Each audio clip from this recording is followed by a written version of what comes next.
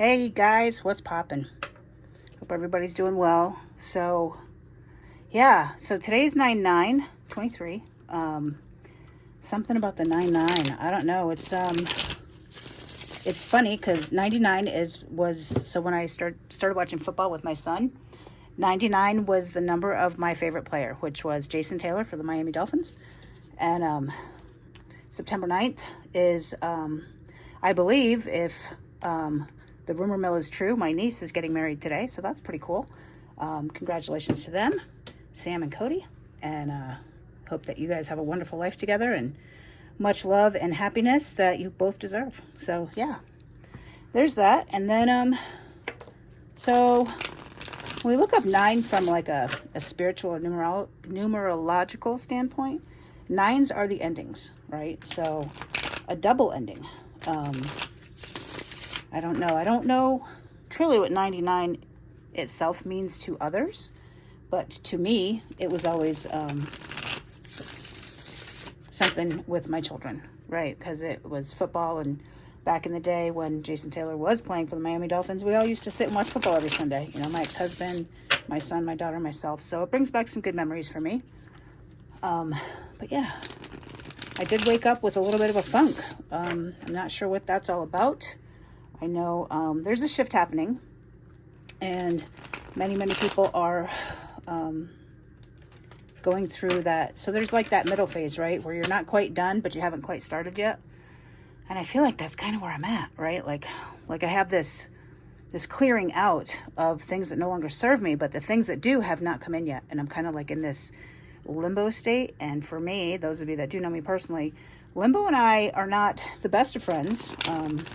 We get along now and then, but for the most part, growing up, Limbo and I were not friends at all. So we're getting better with that. But things like, you know, my soul tribe, my group that I run on Wednesdays, it's kind of like changing, right? So we had 8 or 9 people that started, and over time, you know, frequencies change and people change, and you know, we get what we need and then we move on. And if you stay in the same frequency, maybe you stay in the same tribe. And if you don't, then you don't, right? And it's not always a pleasant feeling, right? It's a lot of, it can bring up a lot of abandonment issues, a lot of, sorry guys, I'm thirsty. That's just water, not a beer. But it can bring up those issues, like from when we were little, right?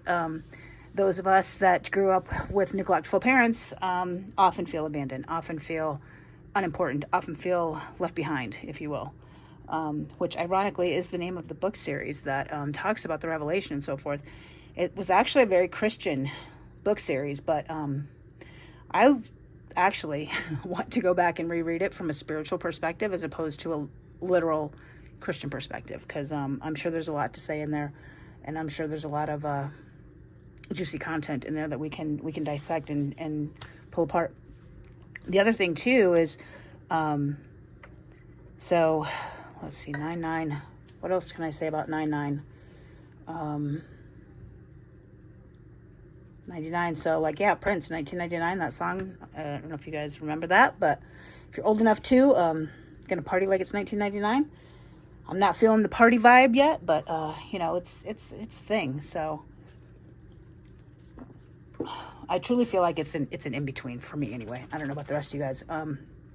It's that ending that hasn't quite begun yet, so you're kind of in that middle space, right, between the beginning and the end. And yeah, it just wasn't sitting well with me today for whatever reason. So anyway, I figured I would do a reading. Oh my god, I can't even talk. So we're gonna go back to the mermaids, only because it finally came out on Disney Plus, and I watched the new Little Mermaid. And I gotta be honest, you know, I didn't go to the movie theater because I heard it wasn't that great and that they changed the songs and whatnot, and I was kind of pissed about it. But I gotta be honest with you guys, I loved it. I thought they did a very good job of not being so, trying not to copy the first one, the cartoon, too much, because it's not a cartoon, right? So things had to be a little bit different because it was a real life depiction of the Little Mermaid. And I gotta be honest with you guys, I absolutely loved it. I did. I thought it was great. And I enjoy most movies where the protagonist is usually leaving their world for a different world. And I don't know what that says about me, but things like Little Mermaid, Avatar, so forth, even What Dreams May Come, right? They all end up living in a different world than they grew up in. Very weird. I don't know what that means about me. Maybe, I don't know, those of you that interpret such things, let me know. But maybe I feel like I don't belong to this world. Well, I've often felt that anyway. I think most of us do. Anyway, yeah, I can't even shuffle right now. See? Crazy. All right. I'm going to do one more shuffle, and then we're just going to get the energies, because I feel like I'm babbling. Got the first 6 minutes and haven't even pulled a card. All right. Spirit, Source, God, Creator, Universe. May I have current energies for today? 9-9. Okay, well, we've got the Death card. And it was kind of this way, but I'm taking, it was more in reverse than not. So, refusing to transform. Death is all about change and transformation, and with it being in the reverse, it's that repeating cycles and being stagnant and just not wanting to I think it says like no hope and feeling destroyed, just feeling stuck in this loop, and kind of like how I feel today, right? The old hasn't ended and the new hasn't started, so it's kind of stuck. But in the upright, see, she's like, they've got hope happening here, and there's transformation, and she's giving her child, it looks like, up to the surface, right? And it's the Little Mermaid, right? So if that's Eric, and these are the mermaids, and that's Scudder, you know, he's saving Scudder from the waves of emotion and whatnot. But there's things happening under the surface that he's not aware of. So there's change taking place that he's not aware of. But when it's in the reverse, such as we got it, those changes aren't happening, right? You're being drowned by that emotion, drowned under the sea, if you will, and losing hope of things ever changing. You know, that's that. Well, if nothing changes, right? So the hopelessness of things are going to be like this forever. Kind of, yeah. I mean, I can relate. I kind of feel this today, right? And it's a weird feeling. Like I wish I could articulate it. It's a sadness for what's leaving, and at the same time, it's an anxiety for what's coming. So I think the answer for me is going to be to just be present now. But that's the feeling that we're in. That's the refusing to change. It could be, now I read that for me. Let me go ahead and see what else we see in here. So this could be for other people. It could be, refusal to step up, right? This would be like the failure to launch part thing. So let's say a child. Okay, here's a good example. My kids used to do this all the time. It drove me crazy. But when they were little, they'd go, "Mommy, I'm thirsty," right? Like, and for a long time, I would get up and get them something to drink until I stopped and I was like, wait a minute. You're big enough to go get your own drink. And why don't you ask me for a drink? Not just I'm thirsty, right? That in refusal to change. But why would they change if it was working? So when you talk about like interpersonal communications and such, then you do what works, and you can get stuck in a rut of things, and the kids don't grow, right? If I constantly get them something to drink when they just say I'm thirsty, do they ever learn to ask? That's the energy that I'm feeling. So it may not be about you being stuck necessarily, but maybe there's a very tiny little piece of something that is happening either from you or to you, where it's creating the loop of being stuck, and it could be very, very simple, like the I'm thirsty thing.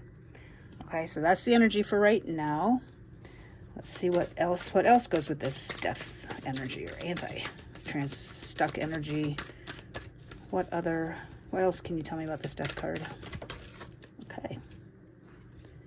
Ace of Cups in reverse. So this, again, it's reversed. So Ace of Cups would be a new love, a new emotion, a new way of looking at something, right? A new lesson to be learned. When it's in the reverse, I'm feeling like it's again, a repeating cycle. Like it's being let down, feeling depressed, you're disappointed. Like these two together, you're stuck, you're disappointed, you're like, is this ever going to change? And it just jumped in my head, the definition of insanity is doing the same thing over and over again, expecting different results. That's the energy I feel now with both of those cards together. It's you're doing the same thing. You constantly, do something different. Get out in nature. Do something that you wouldn't normally do. Go to a movie by yourself. Take yourself out to dinner. Just do something. Do something instead of doing nothing, because this hopelessness, despair feeling, it can envelop you. It can wash over you, much like Ursula in the movie, right? It's she gets real big at the end, and she takes over basically the whole ocean, and everybody's getting tossed by all the waves, right? That can happen. Something really small from the middle of the ocean can just grow, and the ocean, representative of your emotion, would just be like, you can let that feeling grow, or you can do something different. For me, it's best to talk about it.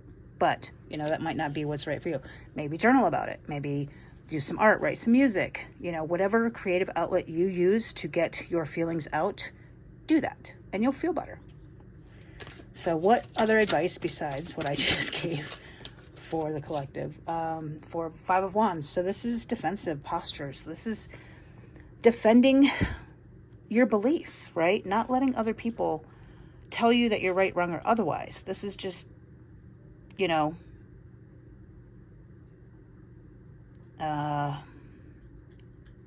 defending your beliefs. I mean, normally it's rivalry, it's challenges and obstacles, but I don't feel like that's what this is. If it's rivalry, then you're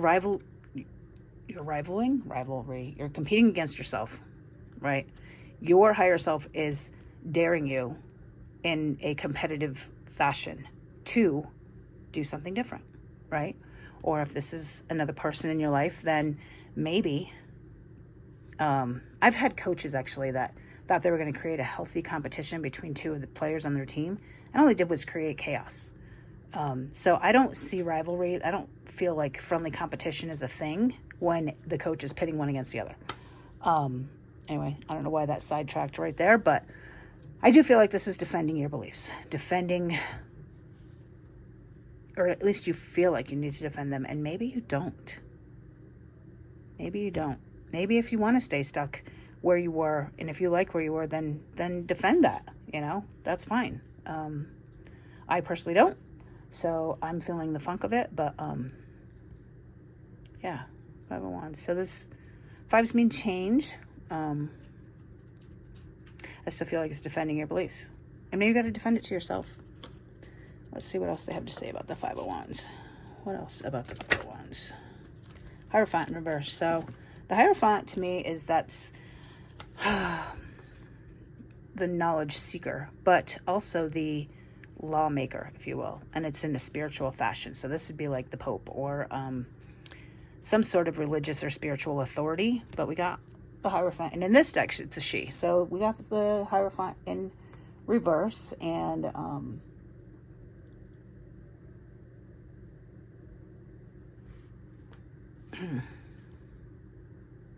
you know who she looks like to me is the princess from The Princess and the Frog.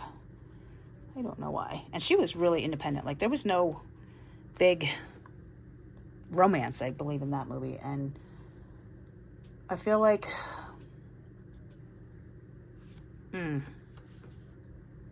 if memory serves, she was kind of bucking the system, right? She was trying to do things that women didn't do at the time, and she was challenging that authority. That's the word I'm looking for. That's why I'm stumbling here. This is a challenge to your previous beliefs. Now, if this is defending your beliefs, this is challenging those previous beliefs, right? And if you refuse to change and you're in this despair, maybe you do have to question your beliefs. Maybe it's time to defend your beliefs and buck what you've been taught. Maybe what you've been taught isn't resonating with you anymore. And I don't mean to say that it's right, wrong, or otherwise. I'm just saying maybe it's not yours. Decide what's yours, guys. Maybe that's what this is all about. You might feel stuck. You might feel in this rut because what's not meant for you will be taken away. If we grow and change and we raise our frequencies, then those things that were once meant for you are no longer meant for you. And your beliefs and your authority figures and maybe your world in general might feel like it's crumbling. But it's because it's crumbling to make way for the new, right? Nothing's ever taken away without being replaced with something better. So it wouldn't surprise me to see the tower. I feel tower energy here. So we'll see. Tell me about this Hierophant. Tell me more about this Hierophant. We got the Star in reverse. So all of our major arcanas are in reverse. And actually most of our cards are in reverse. The Star in reverse is...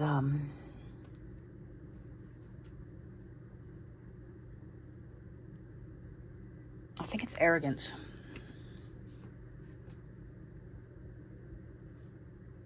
You know, like, I can do whatever I want. Everything comes from me. I am controlling my world. I'm controlling everything. And you can get arrogance. I was talking about this yesterday.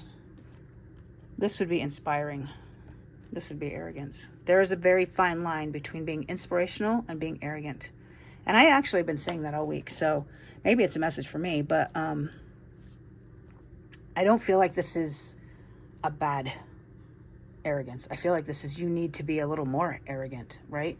Maybe you're not giving yourself enough credit, not defending your beliefs, challenging the beliefs that you grew up with, and then being arrogant about it. These are your advice cards, guys. This is your advice. So defend, believe, and be proud, right? Be proud of your beliefs. Be proud of what it is you are going against, right? And you're going to get out of this rut if you can just be your true authentic self, ultimately. Yeah, that's what I'm feeling. It's the true authenticity of defending your beliefs, and maybe the beliefs of your childhood, of your past, are no longer yours. Be proud of that. Shout it from the rooftops. Be proud of it. But be careful with the arrogance, right? There's a fine line between inspiration and arrogance. So yeah, I hope that made sense. I felt like it took a little bit for that to come out. Like I said, I'm kind of feeling some sort of way today. I'm not really sure. But we'll get you some more advice from the Messages from the Mermaids. It's a deck by Karen K, one of my favorite decks. Let's see. More advice for the reading today. Advice for the reading today. Advice. There we go. Put these down. Dive deep. That ties in with the whole reading. You know, what is yours, guys? Let go what's not yours. Shed those limiting beliefs. Shed the skin, right? What does a snake do every season, right? It sheds its skin because it no longer serves him. I heard something the other day that every cell in our body, every 7 years is brand new. So basically every 7 years, you're a new person.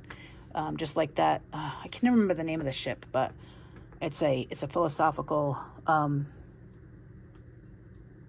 riddle talking about if you have a ship and you start replacing one board at a time, after you've replaced every board, do you have a new ship, or is it the same ship? And I think that's what this is saying. Dive deep. Find what's yours, guys, right? Find what matters to you and maybe what doesn't matter to you. And if it doesn't matter to you, let it go, right? Let it go. I'm going to read from the book from Karen K about that dive deep. There we go. Dive deep.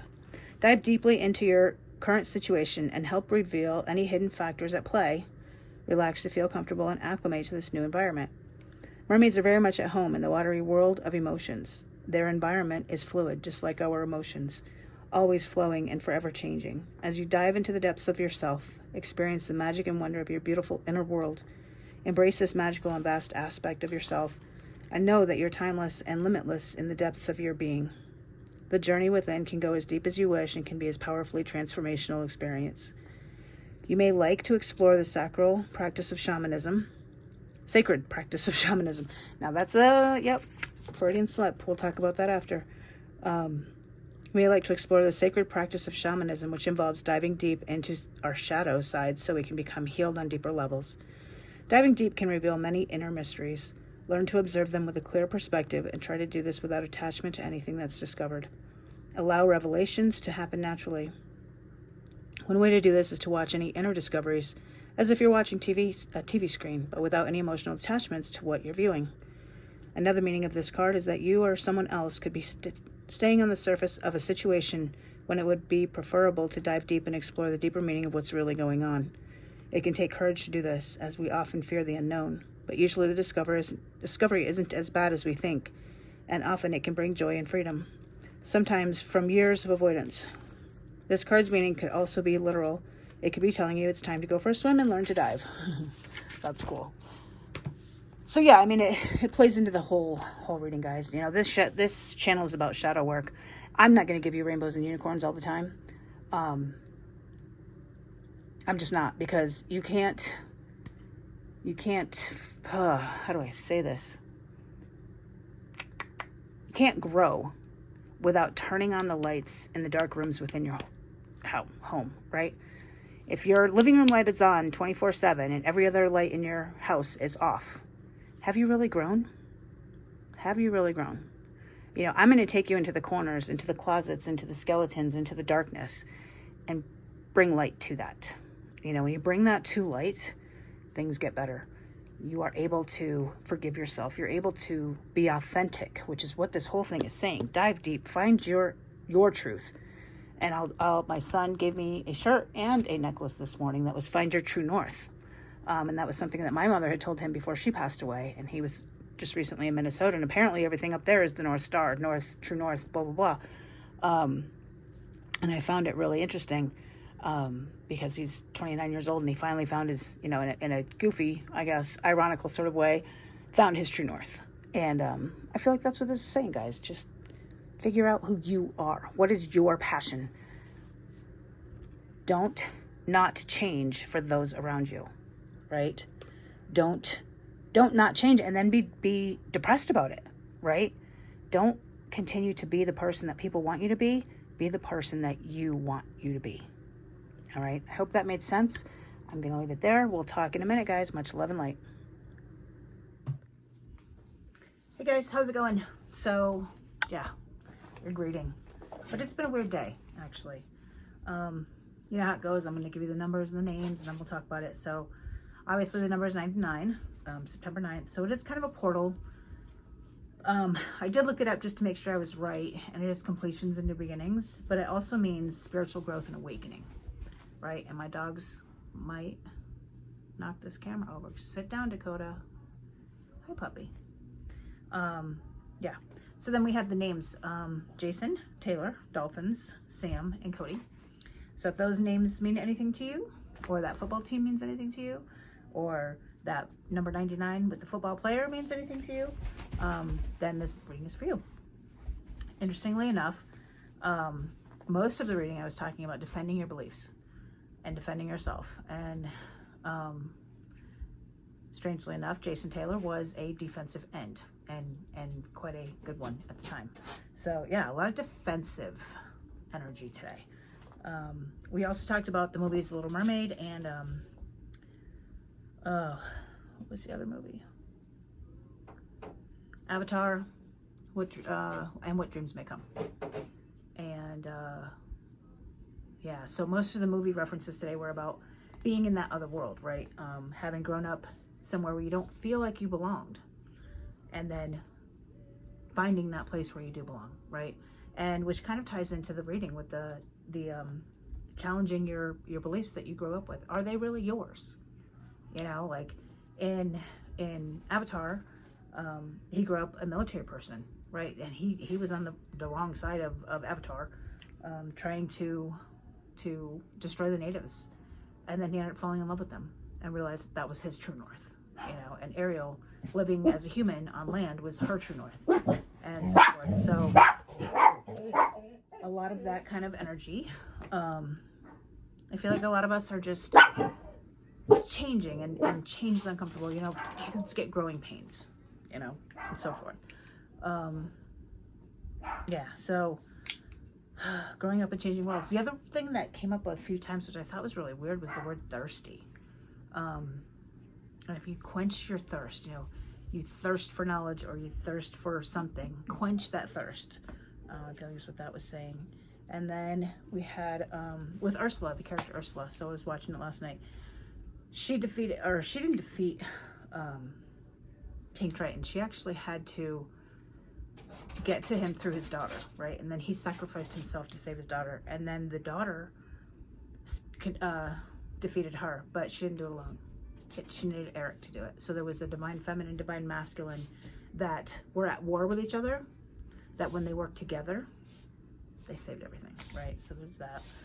And they talk about the coach that was pitting two players against each other. And I actually had my son was in karate ages ago, and him and, oddly enough, another little boy named Cody. So this name is significant to this reading. So if you're watching this, Cody is a thing. But yeah, Tyler and Cody were pitted against each other. Now they're not, they were on the same team, right? So they're points for the same, I don't remember if they called it a dojo or what, but yeah, so they were really, really good friends. And this coach, or I don't think he liked to be called coach. He was just, his name was Mr. Newton, as a matter of fact. He created this rivalry, turned into a rivalry. It was no longer a friendly competition, and they ended up not being friends anymore. And that really broke my heart that they did that, thinking that they would bring out the best in each other. But what did they do? They brought out the worst in each other. Work as a team, guys. This is a collaborative world that we live in now. The fifth dimension is all about collaboration, not competition. Okay, remember that.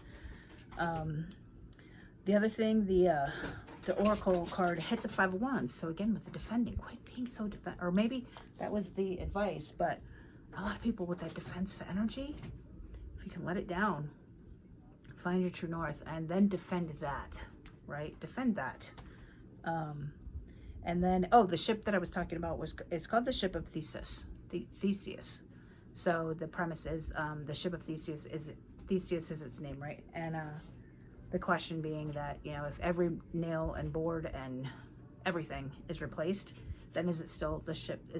Is the ship still Theseus? So the idea being, as we grow and change, guys, and we shed these limiting beliefs and we get new ones, and we have cells that regenerate and whatnot, and we have all these different things, right? Are we the same person? So ask yourself that. Are you being the old person? Are you a new person? Is it time to maybe change your name? I mean, I don't know, that just came to me with the ship of Theseus. As many of you know, I did change my name. My maiden name is nothing even close to what my name is now. And I did that because I'm not the same person. So yeah, that might mean something to you. Anywho, that is all I have for you guys today. So go buck the system and find your true north. We'll talk soon. Much love and light.